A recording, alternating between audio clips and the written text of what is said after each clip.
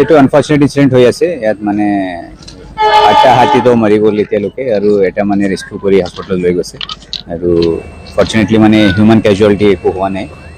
বাট এতিয়া আপুনি দেখি আছে ট্ৰেইনবিলাক ৰেলৱে ষ্টাফ যিমান আহিলে ইয়াতে ৰেস্কিউ অপাৰেশ্যন কৰি আছে ট্ৰেক এতিয়ালৈকে ক্লিয়াৰ হোৱা নাই আৰু যি ট্ৰেকত মানে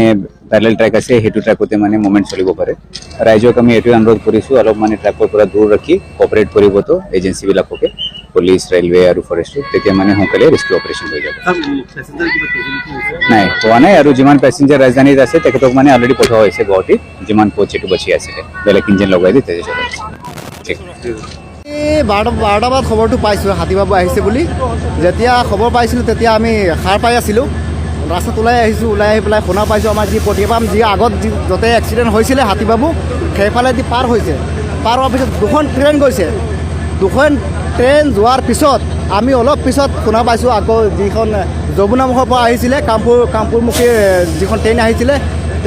সেইখনে শুনা পাইছিলোঁ হাতীবাবু কাটিছে পিছত আমি লগে লগে আহিছোঁ 2:45 বজাত আমি ৰাতি ইয়াত আহি পাইছোঁহি আমি এটা মানে কথা কওঁ একচুৱেলি যিহেতু আমাৰ এইফালে এইটো অঞ্চলেদি হাতীবাবু ওলায় সেইটো জানে ফৰেষ্ট ডিপাৰ্টমেণ্টে জানে আমাৰ ইয়াত যিবিলাক ফৰেষ্ট ডিপাৰ্টমেণ্ট আছে তেখেতে সকলোৱে জানে যেতিয়া আজি ৰাতি হাতীবিলাক আহিছিলে তেতিয়া তেখেতসকলে নিশ্চয় গম পাইছিলে ফৰেষ্টৰ ডিপাৰ্টমেণ্টে তেতিয়া তেখেতসকলে গম পাইছিলে নিশ্চয় গম পোৱাৰ পিছতো যিখন আমাৰ যমুনামুখ পুলিচ ষ্টেচন আছিলে ৰেলৱে পুলিচ ষ্টেচন সেইখনত জনাব লাগিছিল আৰু কামপুৰ যিখন ৰেলৱে পুলিচ ষ্টেচন আছে সেইখনত জনাব লাগিছিল তেখেতে নজনাৰ কাৰণটো এইটো হৈছেহি যদি জনোৱালে হয় তেতিয়া এই ট্ৰেইনখন যিখন আহিছিলে ড্ৰাইভাৰেও গম পালে হয় চবেও গম পালে হয় আজি 6টামান হাতী মৰিছে ইয়াতে এইটো আমাৰ এইটো যি অঞ্চলৰ যিটো ফৰেষ্ট ডিপাৰ্টমেণ্ট আছে তেখেতসকলোৰে দুখ আছে তেখেতসকলৰ গাত তেখেতসকলে জানে প্ৰতি বছৰ আহে তথাপিও তেখেতসকলে ৰেলৱে পুলিচ ষ্টেচনত জনোৱা নাই কিয় জনোৱা নাই আজি এইটো কাণ্ড হ'বলগীয়া হৈছে ভগৱানে বচাইছে যদি আজি ট্ৰেইনখন যদি পাল্টি মাৰিলে হয় যে ট্ৰেইনখনত কিমান যাত্ৰী আছে তেখেতসকলৰ কি অৱস্থা হ'লেহেঁতেন আৰু ফৰেষ্ট ডিপাৰ্টমেণ্টে কিয় নজনা মই এইটো মানে মই ভাবিয়ে পোৱা নাই আমাৰ অঞ্চলৰ ৰাইজে ভাবিয়ে পোৱা নাই যেতিয়া আহিছিলে ফৰেষ্ট তেতিয়া অহাৰ আগত এইটো ঘটনা হৈ গ'ল আজিৰ পৰা 7 বছৰ আগতে এনেধৰণৰ ঘটনা হয় পটিয়ামত হৈছিল তাতে 3জন হাতীবাবু মৰিছিলে তেনেকুৱা আৰু এতিয়া আজি হৈছে আজি 19 তাৰিখ আজি এইটো ঘটনা হৈছে ৰাতি এটা বজা বা 1:20 এইটো ঘটনা হৈছে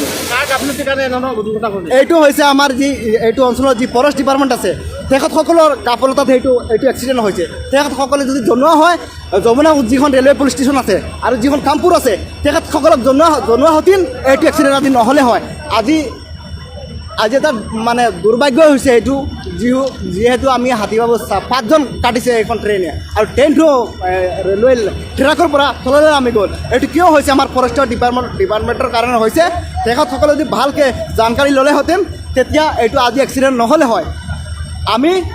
আমি ভাবিছোঁ আমাৰ যিহেতু ফৰেষ্ট ডিপাৰ্টমেণ্ট আছে আমাৰ এইটো লোকেলৰ তেখেতসকলৰ গাত পূৰা দুখ আছে তেখেতসকলে কিয় জনোৱা নাই যদি জনালে হয় তেখেতসকলে আজি এইটো এক্সিডেণ্ট নহ'লেহেঁতেন যিখন ট্ৰেইন আছে ট্ৰেইনখনৰ ড্ৰাইভাৰো জানিলেহেঁতেন তেতিয়া লাহে আহিলেহেঁতেন সেইখনে নজনাৰ ফলত এইটো এক্সিডেণ্ট হৈছে